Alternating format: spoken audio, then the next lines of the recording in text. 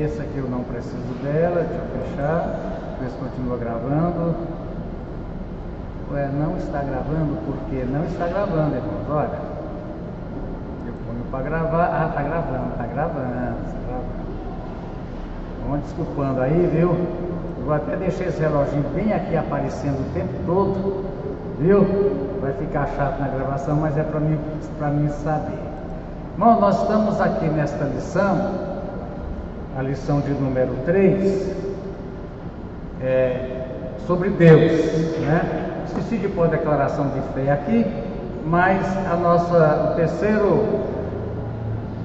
o segundo ponto, na verdade, da nossa declaração de fé, a terceira lição, mas nós cremos em um só Deus, existente eternamente em 3 pessoas. A lição foi dividida em 2, mas é provável que vai dividir em 4, 5 ou 6, conforme for necessário. Eu até tinha visto aqui sobre declaração de fé. Deixa eu ver se é Deuteronômio 15, que fala sobre declaração. Eu não precisa fazer declaração de fé, tem que ter essa coisa de declaração de fé. Eu vou te mostrar aqui, irmãos, e tinha que ter declaração de fé decorada e não era pequena, não. Mas esse negócio de inventar, nunca vi na Bíblia que o crente tem que decorar uma declaração de fé. Como eu esqueci, eu vou procurar aqui a palavra. A gente vai achar aqui agora, quer ver? Vou colocar aqui, vou procurar a palavra arameu. A palavra arameu, né? Ela é de arameu. Deuteronômio 26, errei por pouco. Deuteronômio 26, olha, veja como é que é. Quando ia entregar o dízimo, irmão, Deuteronômio 26, quando ia entregar o dízimo, tinha que saber com essa declaração aqui, não era uma reza, mas assim, mas diz assim,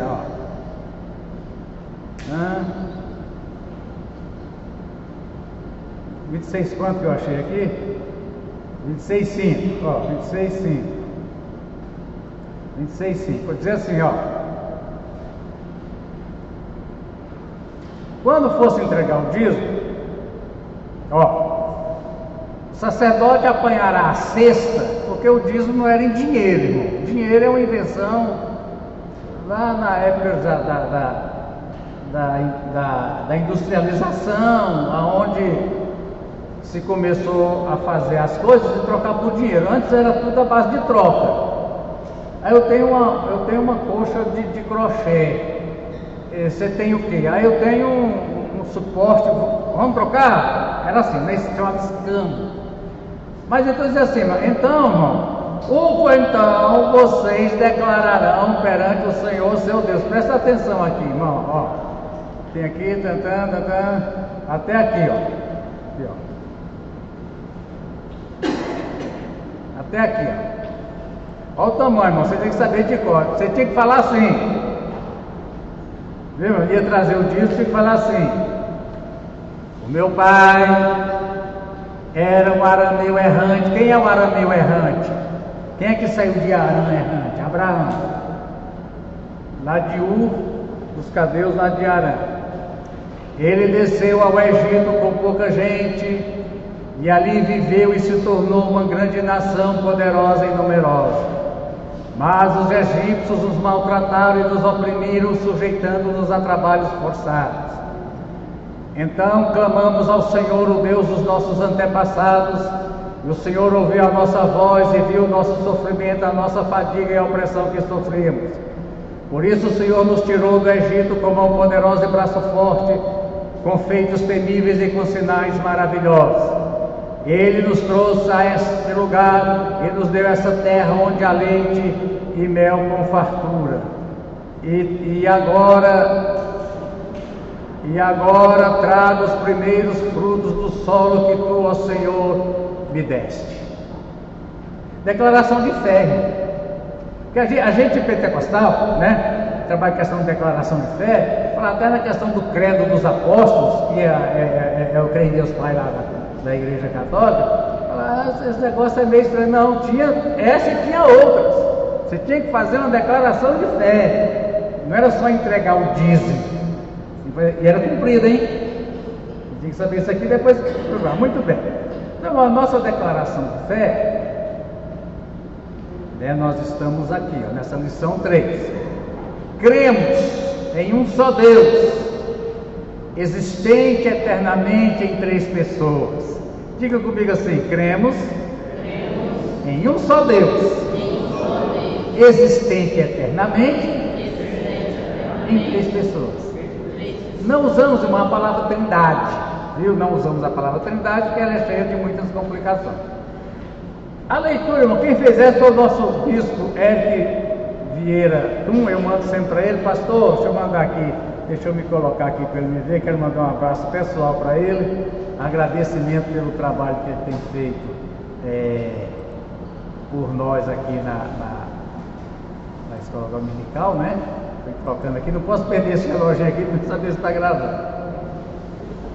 Acho que está fechado, está trancado. Pastor Bispo, fico muito agradecido, viu, por todo o trabalho que o senhor faz, produzindo a revista e as lições.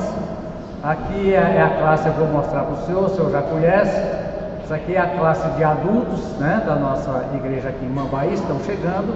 E nós temos mais lá uma meia dúzia de outras classes. Que Deus te abençoe. Muito bem.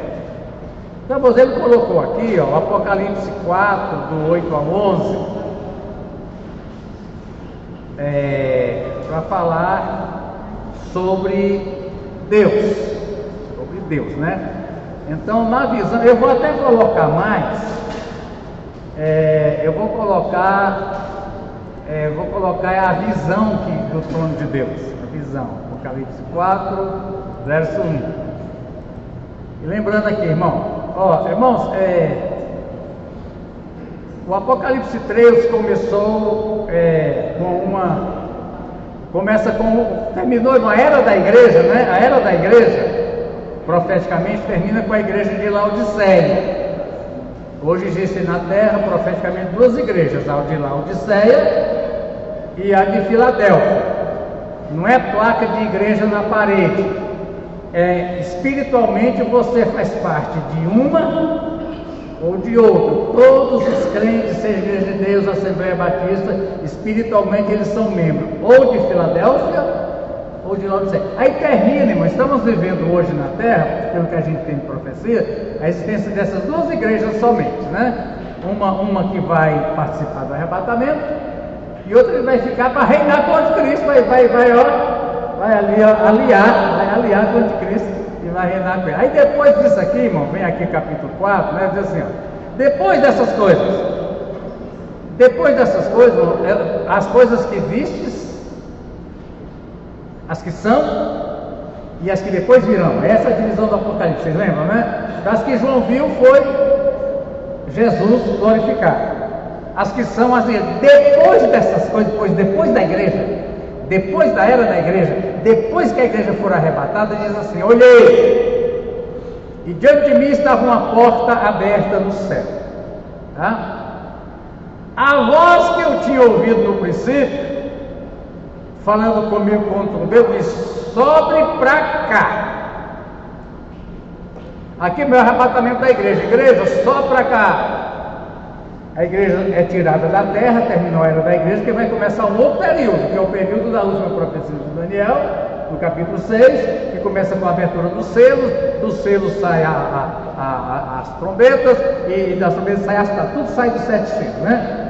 Então, irmão João, e eu te mostrarei o que deve acontecer depois dessas coisas, irmão. Significa, depois que terminar a era da igreja. A igreja não é um bambambam de Deus, não. O bambambam de Deus é Israel. A igreja foi um plano B. A gente usa a palavra parêntese, que na teologia é gap. Deus vinha abrir um parêntese na história com Israel. O milênio, irmãos, é um plano de Deus para Israel e a terra desde o Jardim do Éden. Por isso que negaram o milênio. é negar a Bíblia, né? Então, eu vou te mostrar o que deve acontecer depois. Então, depois que a igreja subir para o céu, eu digo, Apocalipse, no capítulo 6 até o capítulo 19, não tem nada a ver com igreja. Apocalipse 6 a 19 é Israel durante a tribulação, a perseguição aqui na terra. A igreja, durante esse período de tempo aqui na terra, ela está na festa de casamento, as bodas do Cordeiro. É 7 anos de festa, oh glória a Deus, né? 7 anos aqui da terra, porque quem está glorificado, o tempo não passa mais. Aí diz, muito bem, imediatamente eu me vi tomado pelo Espírito, e diante de mim estava um trono no céu, e nele estava sentado alguém. Tá? Então essa aqui é a visão de Deus. No capítulo 4, a primeira interação da igreja quando entra na glória celestial é com o Deus Criador, Deus em si, como Ele é, que criou terra, criou anjos, criou ser humano, vegetação, peixe, ave. O Deus que trouxe à existência tudo que existe, como Ele é. Então, primeiro a gente lembra, eu gosto de falar disso, irmão, sempre quando chegar diante de Deus, que você chama Deus de Pai, e Ele é seu Pai, você é filho adotivo, mas lembra que você também é uma criatura dele. E quando ele fala criatura, vou falar de novo, a criatura ele pensa galinha, cachorro, não, criatura significa criação. E é uma criação única, especial. Deus escolheu o tempo para te criar, Deus te escolheu e eu para criar nesse tempo, nessa geração, né? Só você, não existe nos 8 bilhões de seres que existem, e parece que pela contagem, tentaram contar desde que a gente sabe da queda de Adão para cá, quantos seres humanos será que já viveram na Terra? Bom, me parece que o cálculo é em volta de 100 bilhões.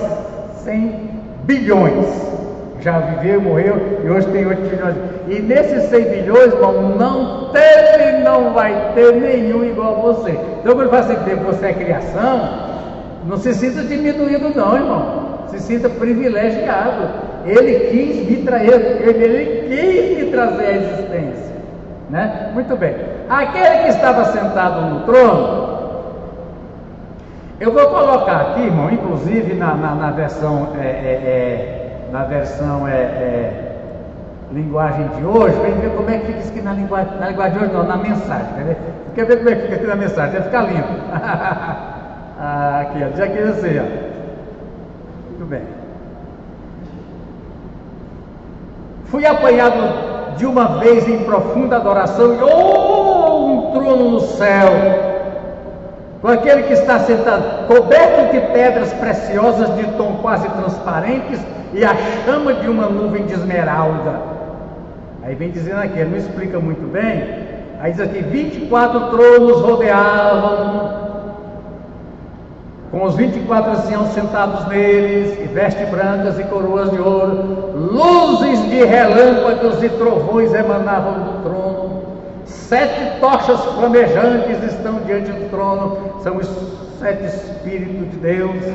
Em frente ao trono havia como que um líquido mar de cristal. Caminhando ao redor do trono estavam 4 animais, os seres viventes cheios de olhos, e daí tarará, parará, parará, que cantavam noite e dia sem descanso, santo, santo, santo. A gente encontra aqui uma alusão à Trindade.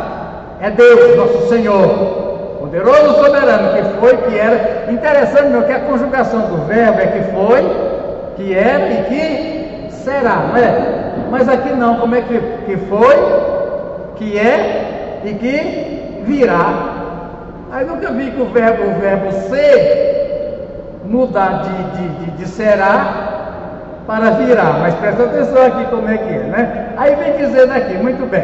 Então eles cantavam, diga ao Senhor, sim, nosso Deus, receba a glória, a honra, o poder, tu criaste todas as coisas, tudo foi criado por. Então, irmãos, aqui Deus é louvado por ter criado todas as coisas, inclusive você e eu, ok? No capítulo 5 agora vem, diante do trono estava o Cordeiro. Agora aqui no capítulo 5, a igreja continua ainda no céu, e nesse caso aqui a igreja vai louvar o Senhor por isso aqui, ó.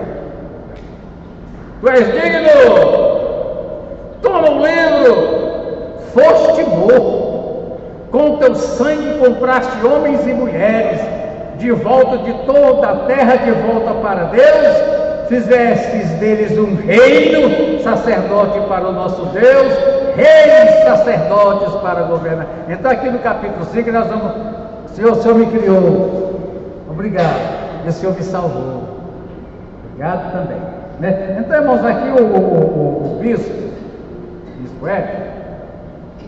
ele achou por bem colocar aqui essa visão de Deus,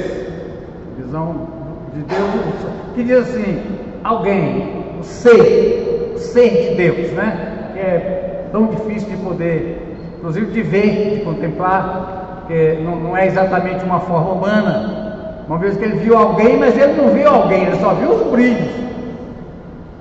E aqui, inclusive, nessa versão aqui, ó, falou deixa eu mostrar aqui, né? Qual foi as pedras? Aqui ele cita as pedras. Estou achando uma ali que eu estou vendo que está gravando, né? Cadê essa aqui? Cadê ela? Cadê você aqui, né? Ele veio, diz assim, irmão, ó. Aqui ele fala as pedras, né? Ó. Semelhante a jaspe e sardônio. O sardônio é uma pedra avermelhada, e me parece que o jaspe é tipo esmeralda, esverdeado, brilhos de verde e vermelho. Um arco-íris parecendo uma esmeralda. Irmão, não diz que é parecendo. João está vendo coisas que ele compara com o que ele conhece. Ó, pelo que eu sei aqui, eu conheço esmeralda. Eu não sei o que é lá, mas parece com o que eu conheço aqui como sendo esmeralda. É um arco-íris ao redor do trono, etc, né? Então, mas a nossa lição, vem aqui, ó. Textual, né? Textual. Romanos 11:33.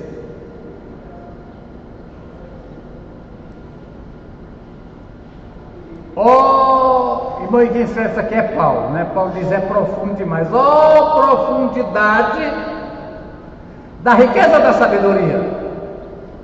A sabedoria na Bíblia, ela é comparada com uma riqueza.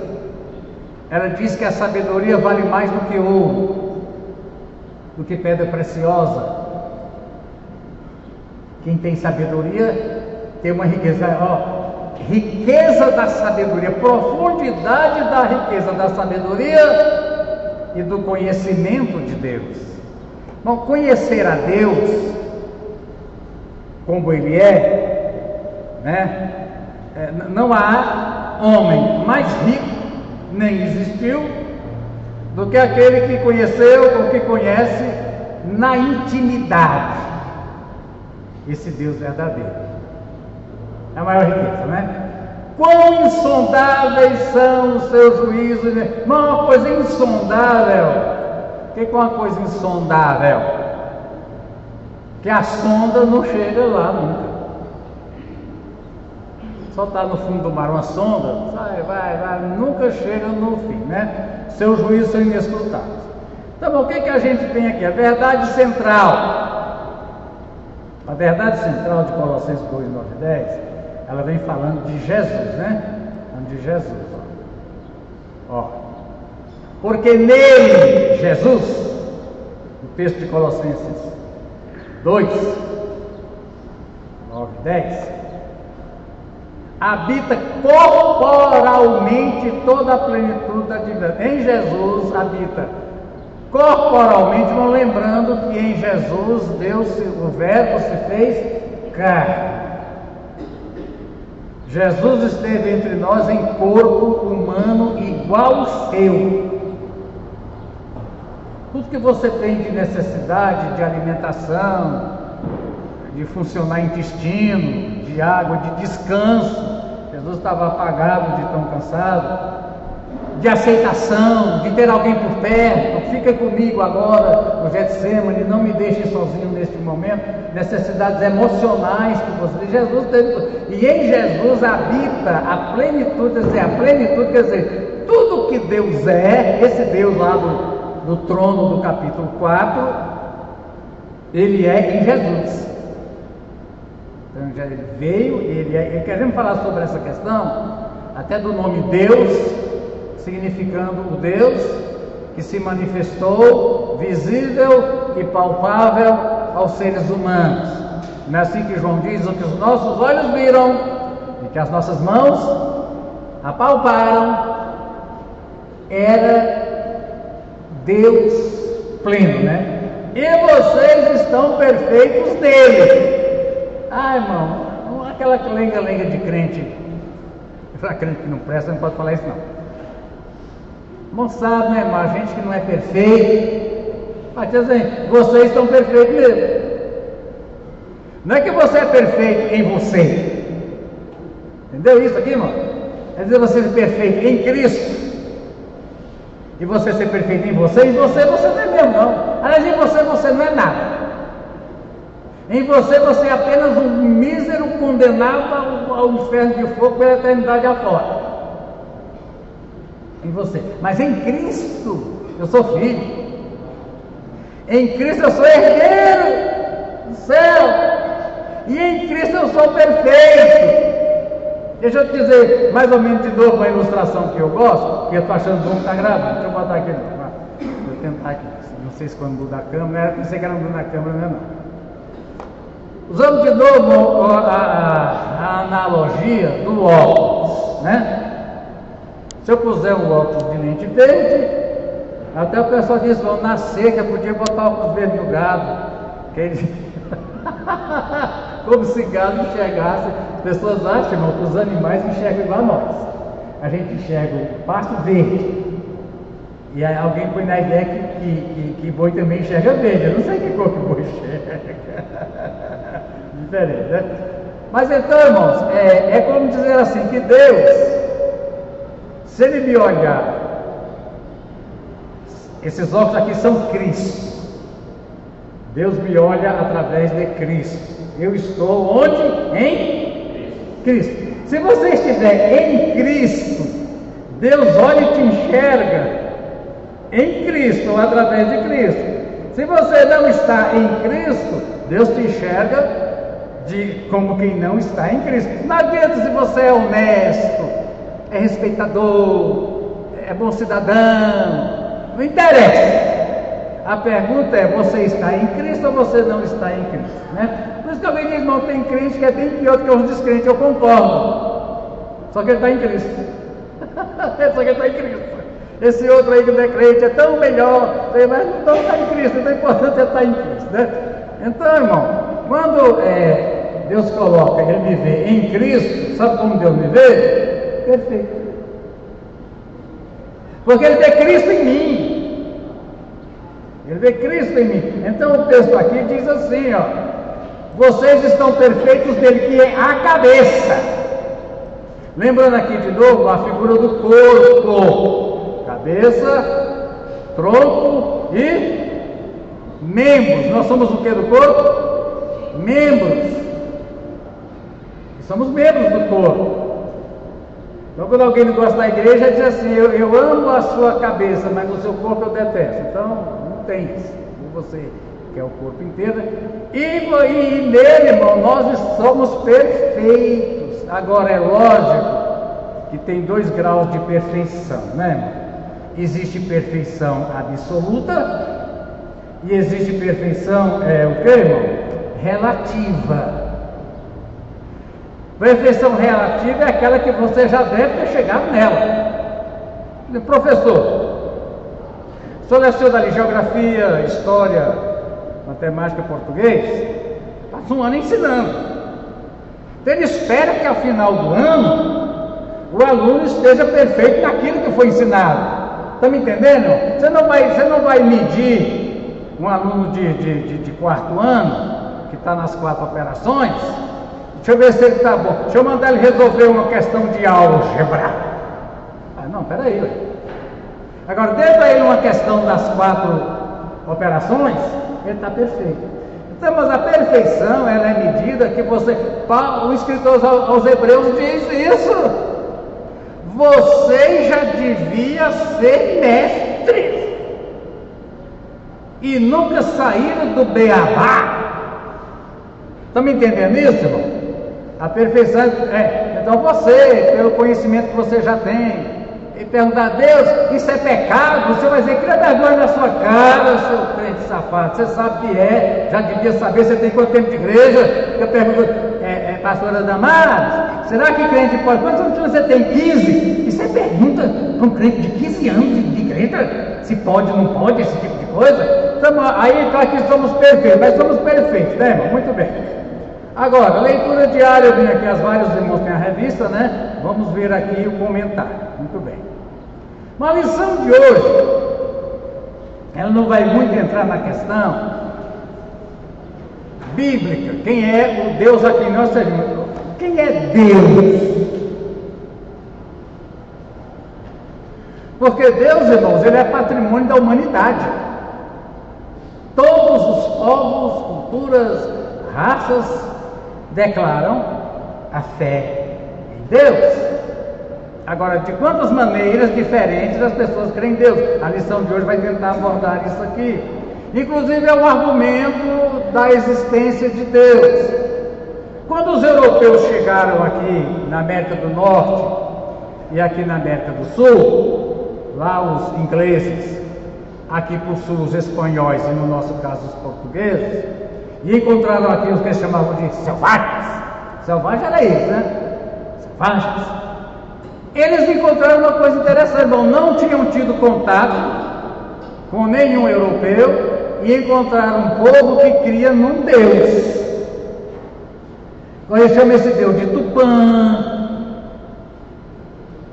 faz lá os seus rituais, mas eles declaravam o seguinte: nós acreditamos que existe um Deus. Agora, na nossa capacidade, a gente chama ele de tal coisa, mas que existe um Deus, e isso, irmão, foi constatado. Quando a gente fala assim agora que a Europa passou a dominar através de Roma, né? Dominou a Europa, e depois a Europa, o Império Romano se expandiu para a Ásia, para a África, e depois as ibéricos, né? Espanha e Portugal, aqui para a América do Sul, onde foram chegando, naqueles, como diz assim, mas lá no fim do mundo, nos recônditos da terra, onde ninguém, irmãos, os Yanomami aqui no Brasil, ainda tem um grupo deles que preservaram, procuraram não entrar em contato com eles, se bem que troca presente, deixa espelho, deixa um trenzinho, eles vão lá e pegam, mas nunca foi levado a eles a ideia de que, do Deus, eles têm os seus deuses. Então a crença na existência de um ser a quem damos o nome de Deus, ela é universal, ela não é da mesma forma. Mas entendemos isso aqui, irmão? Então a lição de hoje vai procurar mais ver assim, quando falamos Deus não é propriedade do cristianismo, o Deus cristão é propriedade, mas a ideia de um ser que transcende tudo não é. Então diz assim, a lição, irmão, aqui essa lição vai se aprofundar dela. Essa lição pretende se aprofundar até ponto, né, irmão? A gente não sabe até que ponto que aprofunda, não. Na temática do segundo artigo do Credo Deusiano, e tem como fundamento básico o esclarecimento deste ponto que defende uma das mais importantes doutrinas. É uma das mais ou é mais? Eu acho que todas são. O estudo sobre a divindade. Vamos dividir primeiro, quem é Deus? Quem é Deus, né? Quem é Deus? A pergunta quem é Deus é uma das perguntas mais cruciais feitas ao ser humano, de qualquer raça, cultura, época. Quem é Deus? Há um Deus? Todos concordam, há um Deus. Irmão, toda raça, cultura, adiantada, analfabeta, que já está morando em Marte, diz há um Deus. Muito bem, com com as bases do mundo. Com as bases do mundo sendo estabelecido por meio de várias gerações de cultura, a humanidade coleciona como resposta a essa pergunta milhares de concepções antagônicas e sem sentido sobre a pessoa do Criador. Então, antagônica quer dizer, uma não concorda de jeito nenhum com a outra, e sem sentido. Algumas ideias sobre Deus são aberrantes, mas algumas visões, irmãos, tem aqui, primeiro, é bem aqui, irmão. Mas antes de falar sobre essa visão, tem a visão politeísta. O que é a visão, irmão? Teísta é Deus, e poli é o quê? Ginásio poliesportivo, é o que poli? Vários. A existência de que existem inúmeros deuses, e todos são deuses em igual, em poder, em atributo, cada um é tanto Deus como o outro. Entendemos isso? Vários deuses, igual a gente diz que tem o Deus cristão, eles acreditam, mas tem o outro Deus da outra religião, eles acreditam, e que nenhum são todos iguais. Mais de uma, macho, fêmea, animal, em forma de animal. Vocês lembram que quando Moisés desceu do monte, Arão tinha feito o que para o povo adorar? Uma estátua do quê? Do bezerro. Adorou demais. É Deus. E dizia: Israel, esse é o teu Deus. Temos a crença de que existe esse ser divino, onipotente, etc, etc, etc. E que ele pode existir em forma de homem, em forma de animal, etc, né? Então, ela existe, essa crença. Hoje, a Índia, me parece que tem 1 milhão de deuses na Índia. Tem um templo lá que é do deus rato. Eles não matam os ratos, mas é doença em cima de doença. É uma cidade, um prédio enorme, onde eles vão lá jogar comida para os ratos. Rato assim, um andando em cima do outro. Aquilo vai pela cidade, não pode matar. Na Índia também a vaca é sagrada. Tem uma religião que considera a vaca sagrada. A vaca que estiver na rua, se for de carro, você tem que esperar passar, porque é Deus que está passando. Então essa ideia existe. A gente fala, mas para nós é absurda, mas existe a ideia de que há diversos deuses, né? Muito bem. Aí aqui diz assim, irmão, nessa abordagem, por exemplo, quando o povo entra em Canaã, o povo de Canaã adorava quem, por exemplo? Baal, que na verdade era uma imagem esculpida. A mulher dele, Astarote, e uma coisa, irmão, como na mitologia grega e romana, os deuses têm sexo. O deus fulano marido da deusa fulana. O Senhor usa essa linguagem com Israel e Jesus usa com a igreja. Só que no caso de Israel, Jeová dizia que ele era marido de quem? Jeová, de Israel. Tanto que quando Israel virava para um outro Deus, o Senhor chamava Israel de quê? Adúltero. Jesus chama a igreja de quê, irmão? Noiva. Irmão, é esse relacionamento conjugal, aqui que são todos casados, é a experiência mais íntima que dois seres humanos, especificamente um macho e uma fêmea, pode ter na Terra. Não existe intimidade maior do que a união carnal, conjugal do marido e da esposa. Não tem outra coisa, não tem que ser mais íntimo do que isso. Então, irmãos, e aí o Senhor usa como símbolo do relacionamento dele com o seu povo. Quer dizer, que tipo de relacionamento Deus quer ter com o seu povo? Relacionamento íntimo. Íntimo. Não é distante, é íntimo. E de um casal bem apaixonado, bem fervoroso, que gosta mesmo de um do outro e que quer estar mesmo junto, juntando. É assim que o Senhor deseja, né? A visão enoteísta, irmão, ela é um pouco diferente. Porque na politeísta você pode adorar todos os deuses. Você der conta de adorar. E nenhum deles é maior. Já a visão enoteísta também queria o seguinte: crê que existe mais de um Deus também. Presta atenção. Enoteísta igual politeísta, existem vários deuses, só que tem um Deus chefe, que é o que você adora. Deus chefe. Mas você pode adorar algum outro também. Aqui diz que em Israel existia o enoteísmo. O povo adorava Jeová, mas também adorava. Eles não negavam Jeová. Tanto que Josué 24 faz aquele clássico apelo: decidam hoje a quem vocês vão servir. Se vão servir Jeová ou se vão servir Baal. Baal não importa que você adore ele, mas Jeová importa, né? Baal não importa de ser espiritualmente um chifrudo, mas Jeová não quer, não é não, ele não aceita ser não. É minha, é comigo ou acabou. Não tem esse negócio de dividir não. Paulo não, na Grécia também, né? Paulo, quando ele vai na Grécia. Pois é. Paulo em Atenas, irmão, encontra em Atenas, era capital da Grécia, dos filósofos e das religiões. Ele encontra imagem a tudo quanto é Deus.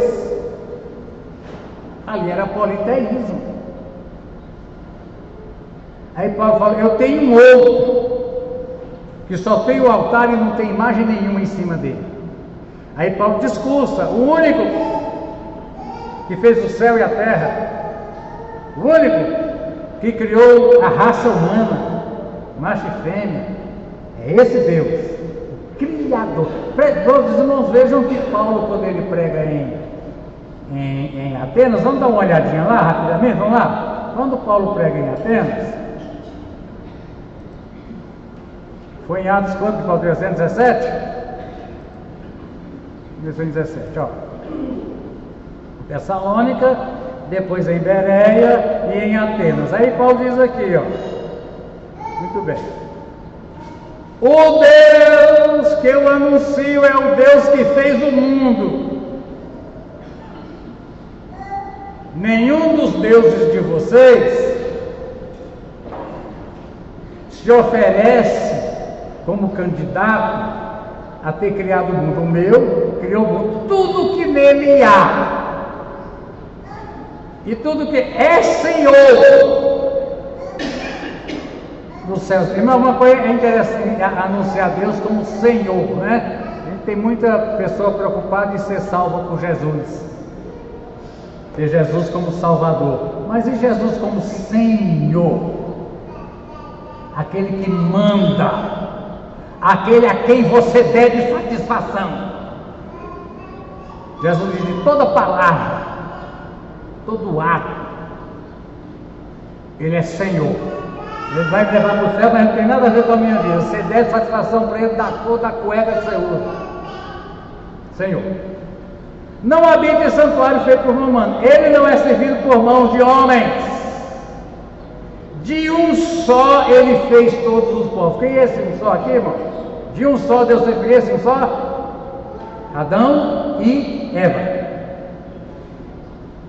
Paulo declara, Jesus também, é que toda a raça humana procedeu de um único casal, Adão e Eva. Muito bem, Deus fez isso para que os homens recebam. Nele vivemos, nos movemos e existimos. Muito bem, então, irmãos, aqui, ó, nossa lição, a visão enoteísta. Então, o judeu que saiu do Egito e entrou em Canaã, ele dizia: realmente o Criador é Deus, mas o Deus da chuva é Baal.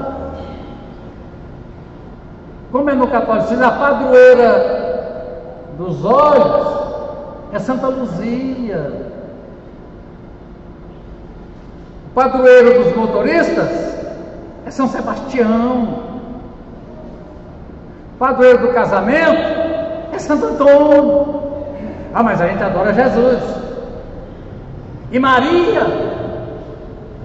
Pergunta para o católico se ele diz que Maria é Deus. Não, Maria não é Deus, Maria é só a mãe de Deus, ela não é Deus, né? Mas então eu não deixo de adorar Jesus, mas eu adoro também Maria, adoro Pedro, adoro Antônio, adoro Sebastião, adoro Luzia. Isso é enoteísmo, não nega que só há um Deus, mas eu tenho outros elementos, porque Deus já diz, é um ser que pode ser adorado.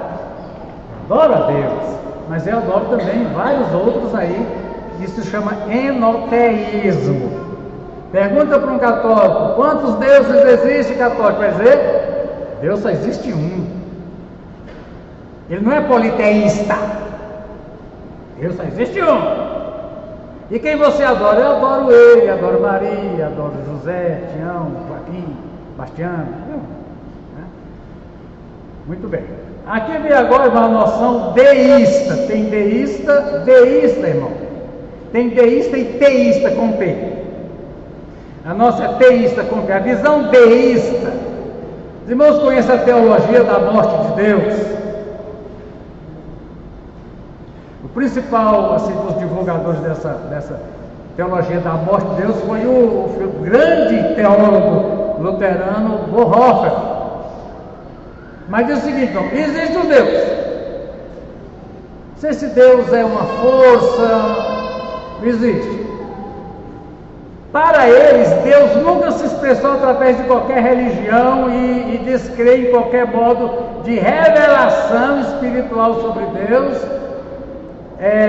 afirmando que a existência de Deus só pode ser percebida pela criação e pelas leis naturais. Salmo 19. Os céus proclama. Vamos ver para você entender aqui, Salmo 19, rapidinho na frente disso. Salmo 19, rapidinho, olha. Salmo 19, Salmo, eu gosto dessa 19. Ó. Os céus declaram a glória de Deus. Eu estava vendo não sei se era a letra de um hino, alguma coisa. Os céus, o firmamento proclama. E são seres inanimados. Por que eu, um ser inteligente, não declaro e não proclamo? Achei boa a pergunta. Diz aqui: um dia, fala, e uma noite, revela. A sucessão de dia e noite revelam, declaram: há um Deus controlando isso. E por que eu, um ser vivo, inteligente, e mais não vivo declarando? Não se ouve a sua voz, mas a sua voz ressoa. Eu não ouço o sol falando. Olha aqui, irmão, aqui o sol, né? Aí vem aqui, o sol não tem voz, o sol não fala. As estrelas à noite não falam, mesmo sem palavras, a sua voz ressoa por toda a terra e suas palavras até o confim do mundo. Então o deísta acredita nisso.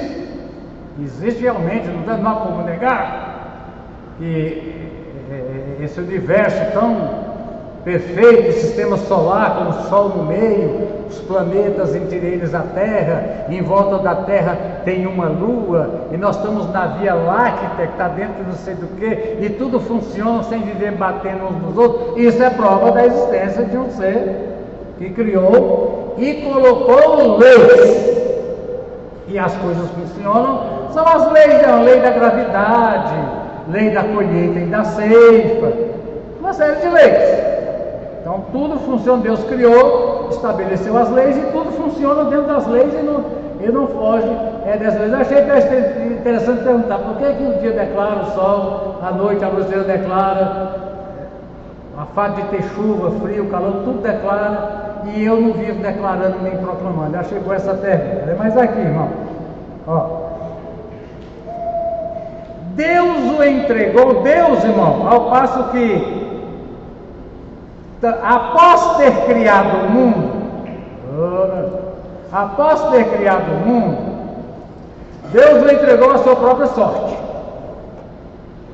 Ele diz o seguinte, irmão: Deus criou o mundo, para o ser humano, Deus criou a lei, a palavra.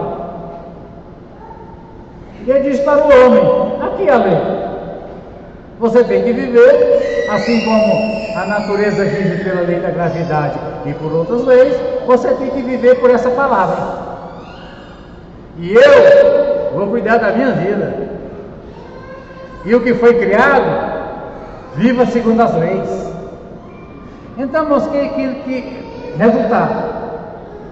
O deísmo diz que não há um Deus que interfere aqui nesse mundo. Existe um Deus.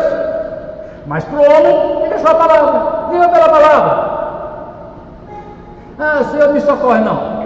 Viva pela palavra. Obedeça, aprenda, que o seu caminho vai ser bom, vai ser maravilhoso, você vai saber fazer tudo. Então, é um deísmo. Há um Deus, inclusive o Deus bíblico, só que ele entregou. Irmão, a testemunha de Jeová, vocês vão disso aqui. Testemunho de Jeová não acredita em intervenção de Jeová aqui na terra, não. Quando eles leem na Bíblia, onde houver 2 ou 3 reunidos em meu nome, aí eu estou aonde? No meio. Não, mas não, ele diz que está no meio seguinte: se vocês estão reunidos em meu nome, e o que vocês vão analisar é segundo a minha palavra, eu concordo pela palavra. Eu estou no meio pela palavra. Nós acreditamos na presença pessoal de Jesus. Claro que de forma mística, nós acreditamos, a gente não canta, Deus está aqui.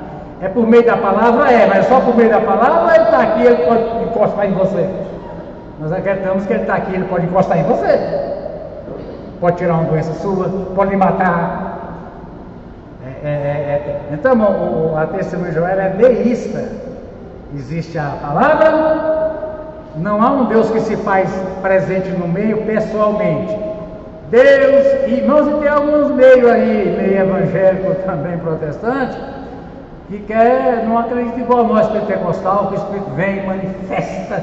Não, Deus existe pela palavra. Quando nós pregamos a palavra, Deus está no nosso meio, por meio da palavra. Cuidado com isso, irmão. É verdade que Deus está presente na palavra, porque a palavra é dele. Mas ele pessoalmente também está. A visão agnóstica, irmão, gnose. Deixa eu ver se existe. Deixa eu ver se existe essa palavra aqui no mundo. Peraí. Deixa eu ver. Cognos. Deixa eu ver se existe essa palavra aqui ainda. Acho que não existe mais não. Cognoscere. Ai, irmão, aqui, cognoscente, ó. Cognoscente, essa palavra aqui, ó, cognoscente. Aqui, cognoscente, mas de que se pode conhecer. A palavra conhecer vem de cognoscer, que vem de gnose. Irmão, gnose, ó, gnose, você consegue dizer gnose. Gnose é conhecimento. A palavra gnose é conhecimento. Então, a nossa português que eu falo em conhecer, lá no começo era cognoscer, que era conhecer junto, hoje é conhecer. Então, irmão, a gnose foi uma religião, uma filosofia. As cartas de Paulo, inclusive quando a gente leu aqui, irmão, vou bem rapidinho, a gente leu aqui em Colossenses, quando Paulo diz que nele habita corporalmente toda a plenitude da divindade. As cartas de Paulo são para combater, cresceu muito no meio da igreja, já nos dias apostólicos, uma heresia gnóstica sobre Jesus e sobre salvação. Eles ensinavam que a salvação é por meio do conhecimento. Conhecereis a verdade, Então, se você vai conhecendo, você vai se libertando da ignorância, das superstições e etc, né? Só que os gnósticos também, irmãos, eles acreditavam que entre o Deus, que carne e matéria não podem se juntar. São coisas tão diferentes que carne e espírito, quer dizer, carne, matéria e espírito não podem existir juntos. Tanto que tinha o Deus do espírito, do mundo espiritual, e o Deus do mundo terreno, que era o Satanás. Não é? Então, que é o seguinte, entre a matéria corrompida e o Deus puro, então vem existindo os intermediários. Quer dizer, aqui, ó, Deus é puro, tem um que é um pouquinho menos puro do que Deus. Aqui tem um material, tem um que é menos materialista um pouquinho. Aqui tem um que é menos espiritual, até que eles se encontraram. De forma que, por ser nós aqui, para entrar em contato com Deus, a gente tinha que entrar numa fila de quem ia levando, porque a gente não podia chegar em Deus. É o catolicismo. O catolicismo é gnose. Para o filho atender, tem que pedir para quem? Pede para mãe. Isso é o catolicismo. Pede para a mãe. Ah, mas Maria, pede para a irmã dela, a tia Isabel, pede para Santa Isabel, que Santa Isabel pede para Maria. Ah, mas Santa Isabel era esposa do São Zacarias. São Zacarias manda em Santa Isabel. Fala com São Zacarias que ele manda Isabel e que Isabel pede para a irmã dela, que é Maria, e Maria pede para ele. Então não vem criando uma série de intermediários, dizendo que você não pode ir diretamente a Deus. Você é muito impuro. Aí Hebreus diz, irmãos Hebreus, pelo sangue de Cristo, tendo ousadia para entrar no Santo dos Santos. Direto. Né? Então, irmãos, aqui, ó, agora, gnose é que você pode conhecer. Já agnósticos não sabem que esse prefixo A na língua portuguesa quer dizer não. Não. A ideia é que podemos crer sobre Deus o quê?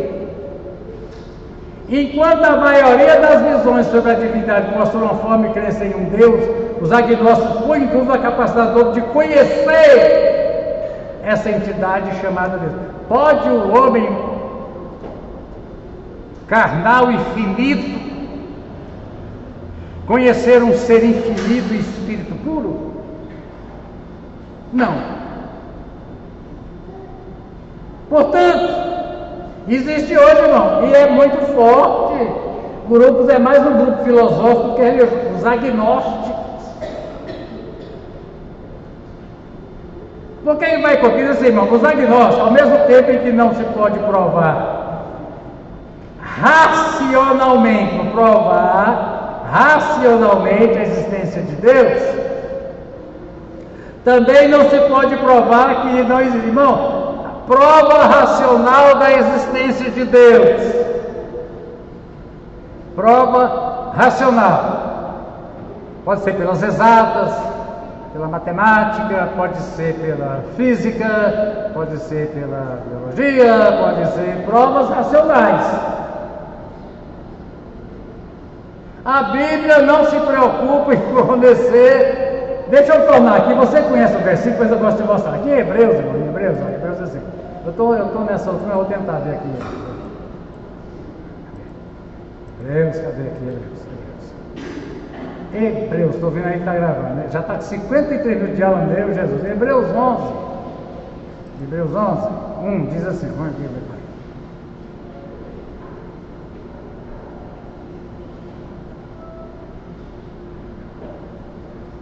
ok. Muito bem. Hebreus 11:6. Quem se aproxima dele precisa crer. Deus não está nem um pouco preocupado em provar para ninguém que ele existe. Não é problema dele. É problema do homem que ele existe. Problema de quem crê e de quem não crê. Deus não tem problema nenhum. Porque se o homem crê, ele é Deus, não é? Se o homem não crê. Se ele fizer, ele é Deus. Se não fizer, Deus não depende do homem crer que ele existe para que ele exista. Também é um problema do homem. Quem se aproxima, creia. Por que creia? Porque Deus não está aí para dar prova. Deus, prova para mim que o Senhor existe. Isso é problema seu, rapaz. Não tem nada a ver com isso, não. Se você quiser o seu bem, creia. E outra coisa também, irmão. Provar a existência de Deus não resolve nada. Alguns acham que nós, protestantes, estamos lutando para provar crês tu que Deus existe, fazes bem. Como é que termina o versículo? Os demônios também creem. Pergunta para o demônio se Deus existe. Claro. Então, o problema não é crer que Deus existe. Crer que Deus existe, os demônios creem, vão pular do fogo do mesmo jeito. O problema é receber Jesus como Salvador. E é pela fé. Quem precisa crer, irmão. A palavra aqui é crer. Quando fala que é crer, é porque eu não tenho como te mostrar a prova. E nem Deus está preocupado em provar nada. Alguns acham que Deus está morrendo para ver se prova. E Deus não está nem aí. Ele é Deus e pronto. Agora, bem-aventurado o que crê. Acho que foi assim que o Senhor falou para Tomé, né? Bem-aventurado o que crê. Não viu, não tem prova, não há nada racional para provar e crê. Então, irmão, o gnóstico ele erra e ele acerta também. Quando ele diz que não existe prova racional. Postulando a crença, uma questão irrelevante, o homem não precisa se preocupar com isso, que ele não vai conhecer Deus mesmo. Não vai conseguir. Agora é lógico, irmão, também, deixa eu fazer aqui, existe o conhecimento pleno e o conhecimento relativo. Pode o ser humano, crente, abençoado, santo, conhecer a plenitude de Deus? Não. Tanto que a gente, quando começa pela Bíblia, vamos achar aqui, irmão, vamos achar esse versículo aqui, vamos? Deixa eu ver se é aqui que fala as coisas reveladas. Deuteronômio, as coisas reveladas são para o homem, e as que não são, não são. Deixa eu ver se é aqui, esse troço aqui é um problema. Revelada, ou reveladas, assim. Oh, Jesus, esse Windows 11 é um problema. Reveladas. Deixa eu ver se eu acho. Oh, meu pai. O que você acha aqui? Muito bem. Deuteronômio 29 e 29, deixa eu pegar essa Bíblia, irmão, presta atenção. O que a gente crê, irmão, sobre Deus? A gente só conhece de Deus. Deuteronômio 29, né? 29, 29. A gente só conhece de Deus o que Ele quis revelar sobre Ele. Então a Bíblia para nós é o que? Revelação. Revelação de doutrinas, não, revelação de Deus. Eu conheço Deus pela Bíblia. E eu conheço até onde Ele quis se revelar. E já é muito, eu não conhecer nem tudo. Então, para que ele iria? Você precisa conhecer isso aqui. E você não está como conhecer nem tudo que eu te dei agora. A eternidade, irmão, que é uma coisa sem fim, né? Progredir no conhecimento de Deus, progredir eternamente, sem fim, nunca chegar no fim do conhecimento de Deus. Essa é a verdade. Então, conhecimento pleno, não tem. Agora, também, irmão, o conhecimento relativo, aí também vem o seguinte. É o que Paulo que escreveu aos Hebreus. Pelo que já foi te dado, de alimento, pregação, ensino, aconselhamento, discipulado. Você já devia ser mestre. E por que você continua no beabá? Tem isso também.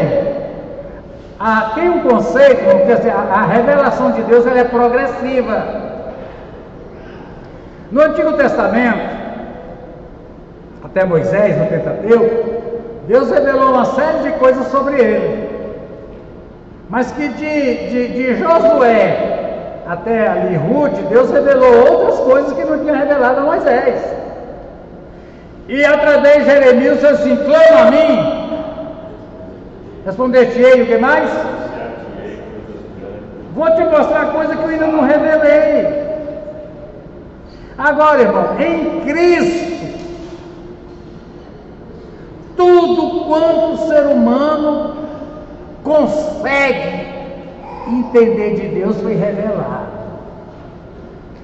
Mas não quer dizer que a gente defende que a gente tem um conhecimento pleno. Agora, a palavra diz: prossiga em conhecer. Meu povo perece por falta de conhecimento. Então, assim como a revelação de Deus foi progressiva, questões como milênio, encoberta, trindade, era meio coberta, tal, né? Assim também, mas a revelação de Deus que está dada, tudo quanto Deus pode revelar sobre ele, já revelou. Não quer dizer que eu estou tendo acesso, porque eu tenho que me dedicar a conhecer o que ele já revelou. Amém, irmão?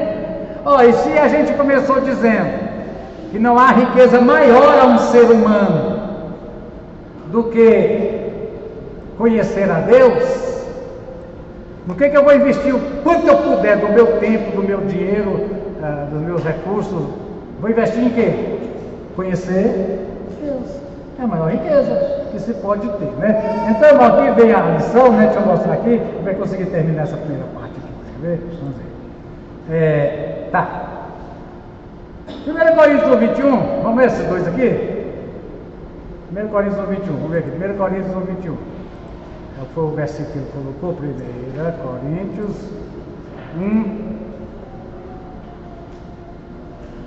21. Visto que na sabedoria de Deus o mundo não o conheceu por meio da sabedoria humana. O mundo não o conheceu por meio... Não, sabedoria humana aqui é aquilo que os agnósticos falam de... como é que dizer? Prova racional. Aquilo aonde a razão humana consegue ir, chegou em lugar nenhum. Então, por isso, irmão, agradou a Deus salvar os que creem por meio da loucura da pregação. O que é pregação? É o ato de pregar ou é o conteúdo da pregação? É loucura. Ou é os dois? Não, loucura da pregação. Por meio da loucura da pregação. Então, o que é loucura? É pregar? Ou é o conteúdo? É o conteúdo, irmão, que é loucura. Que diz, os judeus pedem sinais. Milagrosos. Os gregos buscam sabedoria. Nós pregamos Cristo, o quê? Isso é coisa que se prega, um homem morto, condenado, derrotado, pregado numa cruz.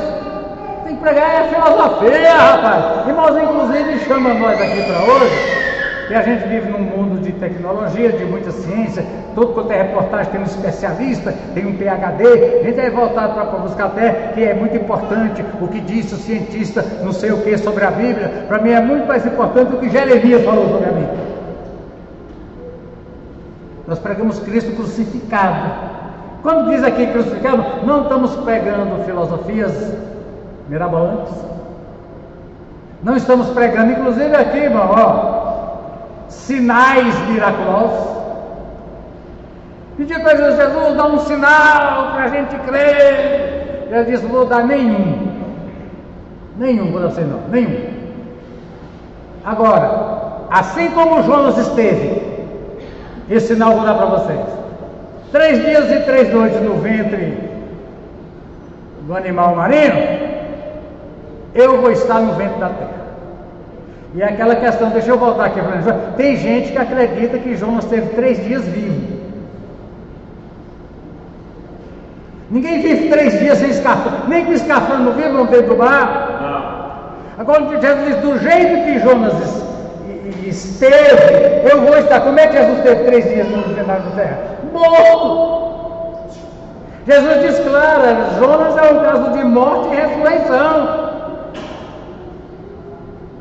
Aí Jonas orou, não sei como é que é complicado essa oração. Se ele tiver orado depois de morto e atendido, então tem purgatório. Você deixa para lá estranho, mas certo é que num determinado momento, antes de morrer, Jonas orou. Chegou a morrer. O Senhor mandou o animal marinho na beira do mar, vomitou ele e ele tornou a viver. Vocês querem um sinal? Vou dar um sinal para vocês: minha morte e minha ressurreição. Mesmo assim, não vão crer, né? Então, irmão, a loucura, né? Vamos voltar aqui, tá? 1 Coríntios 3,19.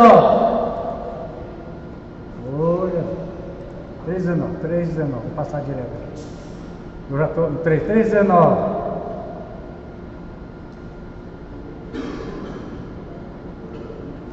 A sabedoria deste mundo é loucura aos olhos de Deus. Sabedoria é aquela tal de provas racionais. Para Deus você é doido, você está querendo ter prova racional da minha existência, deve ser besta, cara. Quando fala louco, né? Deve ser idiota. Você tem que crer. Você não tem que achar, você tem que crer. Você crê? Você crê, mas não crê, é problema seu também. Então não vou procurar te provar minha existência, não, né? Vamos ver aqui. O monoteísmo, irmão, é que só há um Deus. E não existe, se bem que tem uns versículos complicados na Bíblia, deixa eu te mostrar aqui, irmão. Vou mostrar aqui uns versículos complicados, deixa eu ver.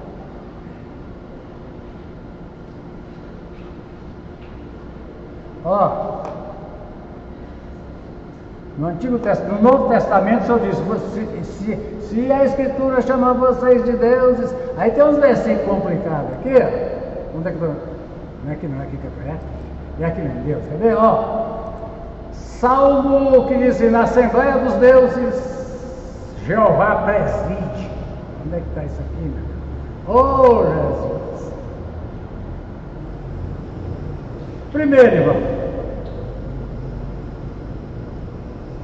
Irmão, quando diz assim, Salmo 86, não há entre os deuses nenhum igual ao Senhor. Está dizendo o quê? Que você entende? Salmo 86, aqui, ó. Eu não vou programar aqui, eu vou dizer. Como é que diz sobre alguém, por favor, aí? Salmo 86, versículo 8.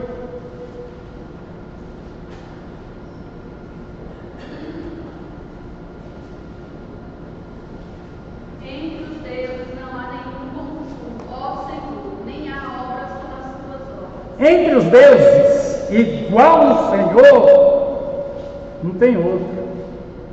Assim, lendo assim rapidamente, quer dizer o quê, irmão? Hã? Fala para mim, o que quer dizer, irmão? Literalmente, o que pode significar? Alguém pode ler isso aqui? Salmo 86, Salmo 86, já vou botar aqui com a palavra. Eita!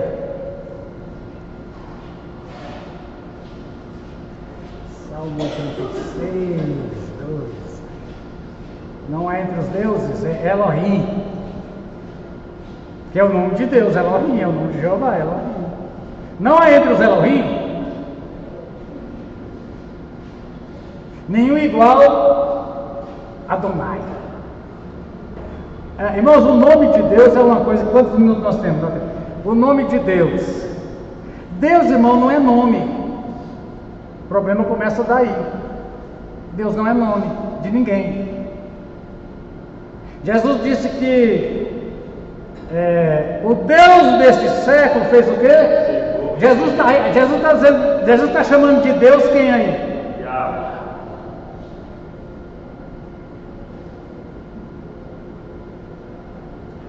As testemunhas de Jeová, a única verdade que eu acho certa deles é dizer, vamos chamar Deus pelo nome. O nome dele é Jeová. Deus, irmão, não é nome. Para mim é um gênero. Tem humano, angélico, divino. É uma natureza que só ele tem essa natureza. Igual os homens, os anjos não têm natureza humana. E os homens não têm natureza de anjo. Pelo contrário. Então, irmãos, aí tem na Assembleia, e quando diz assim, na Assembleia dos Deuses, ou no ajuntamento, na Assembleia dos Deuses, o Senhor presente. Deixa eu ver se eu acho aqui a Assembleia. Assim, Assembleia. Deixa eu ver. Essa aqui é que eu acho interessante, né?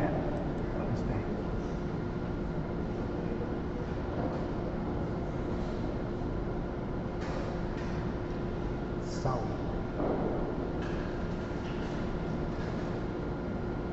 Não achei. Na Assembleia dos Deuses, Jeová.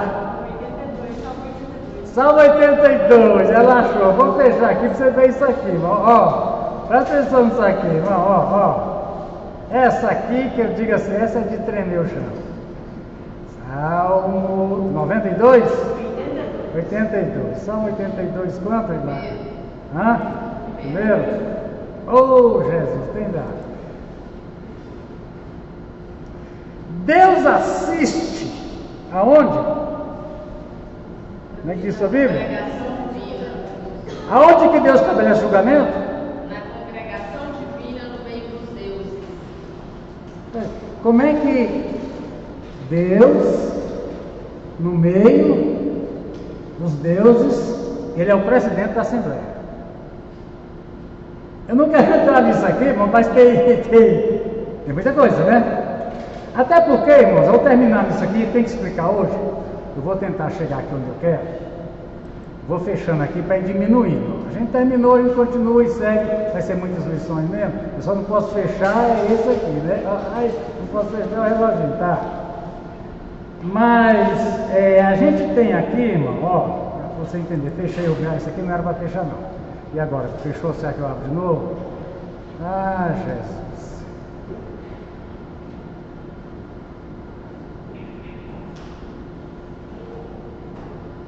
Fechei.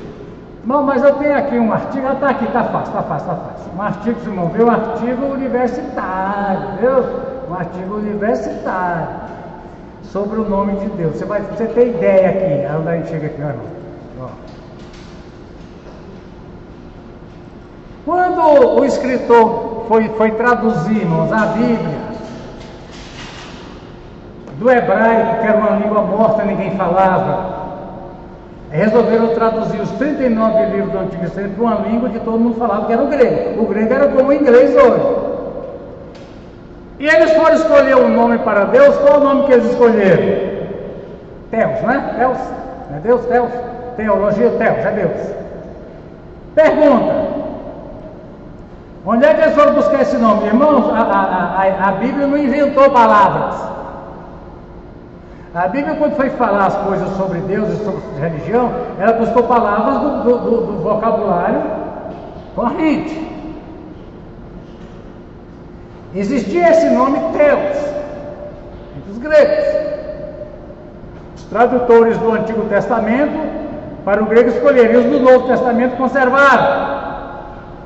Aí quando, irmão, isso aqui é um estudo, presta atenção, irmão, 18 páginas dessa tese da PUC do Rio Grande do Sul, 18 páginas,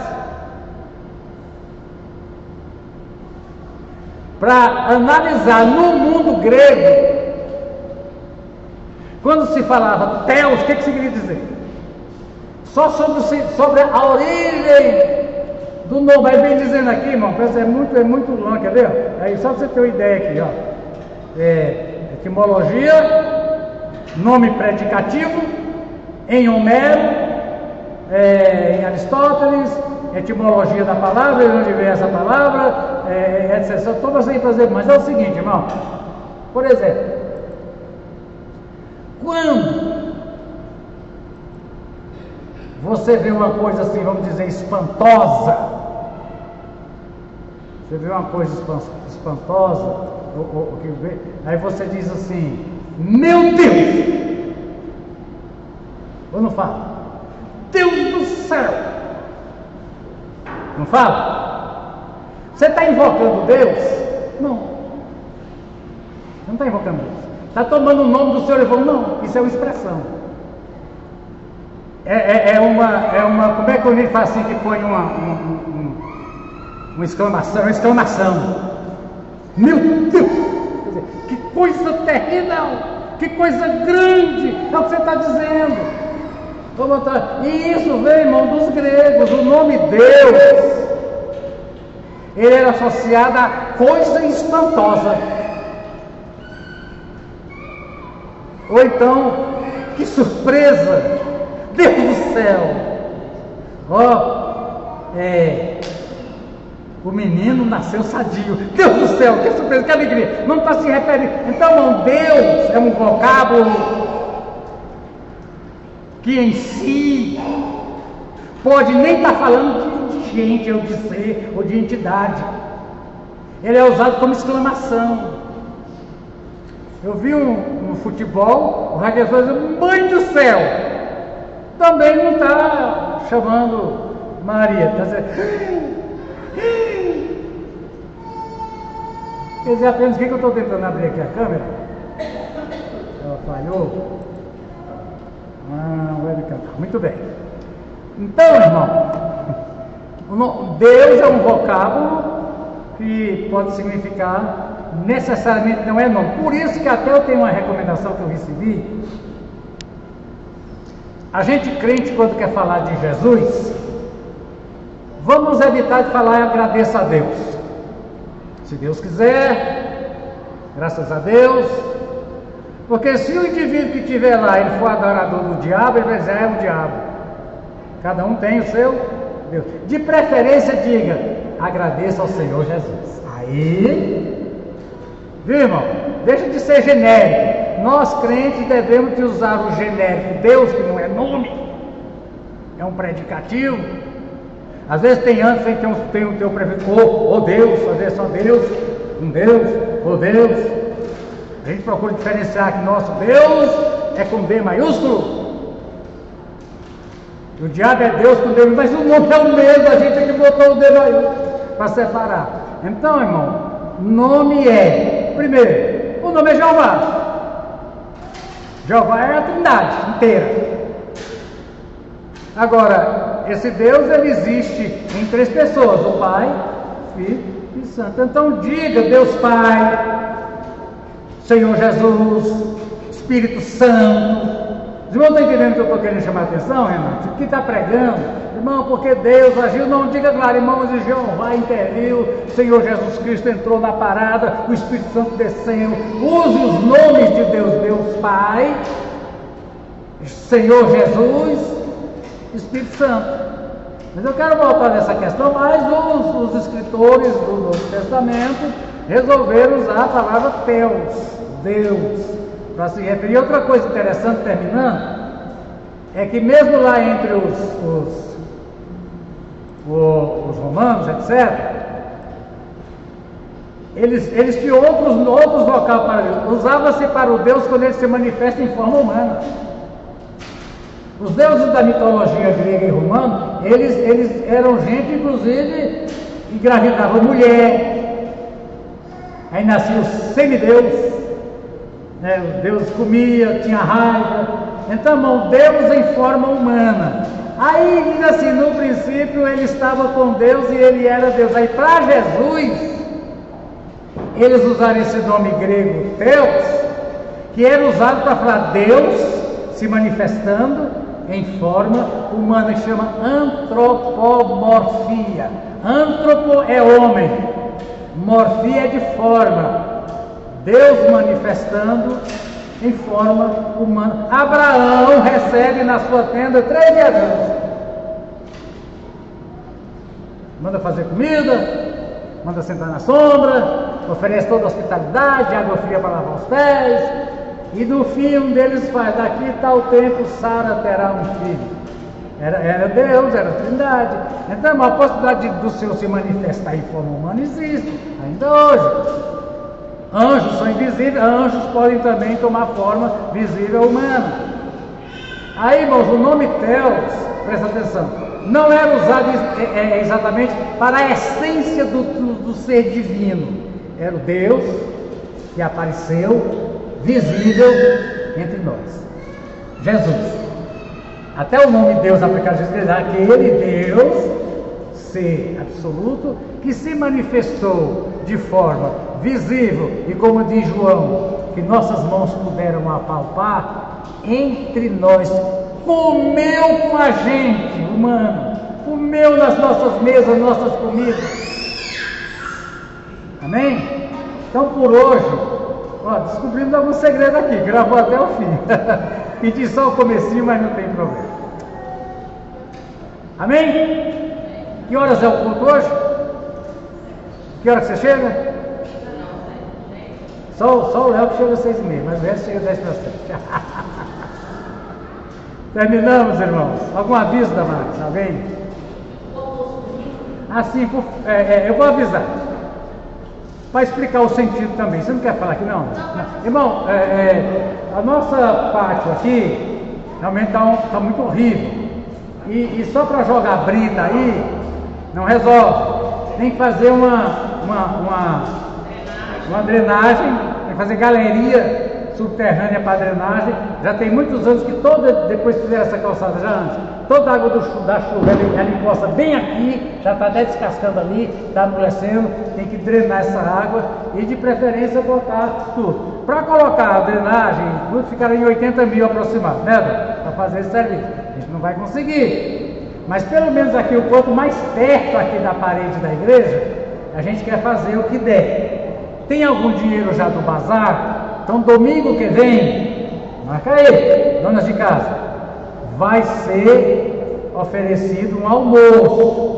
Oferecido assim, vendido, né? Um almoço. Os bens do almoço estão sendo doados. Então todo o dinheiro que for arrecadado do almoço vai ser juntado com o que tem para ver até onde consegue fazer isso antes já do aniversário, né? Já agora.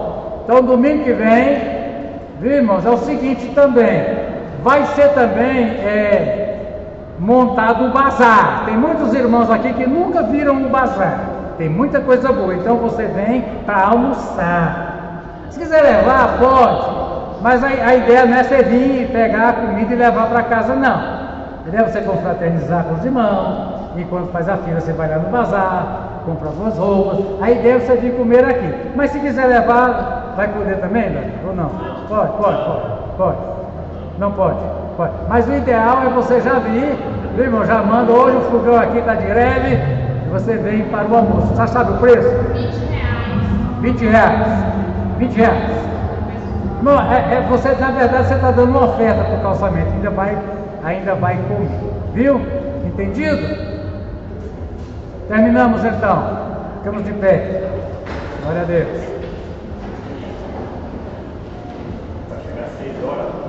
O Léo vai chegar às 6 horas, que o pessoal da igreja veio mais cedo, ele vai chegar às 6 horas para o culto. A não ser que coloque a regra que todo mundo chegar cedo, irmão, diz assim, ó. Quem chegar por último tem que dar a maior oferta no culto. Aí todo mundo chega às 6 horas. Senhor, em nome de Jesus, chegamos ao final aqui nesta manhã, maravilhosa, Senhor, teu povo todo aqui reunido, dando introdução, meu Deus, a este capítulo da teologia sistemática, que é a existência de Deus, existente um só Deus eternamente, em 3 pessoas. Obrigado, Senhor, fica conosco durante o dia e também durante a noite. Desde já, prepara um banquete espiritual para a tua igreja, que aqui estará reunida, ó Pai, em nome de Jesus.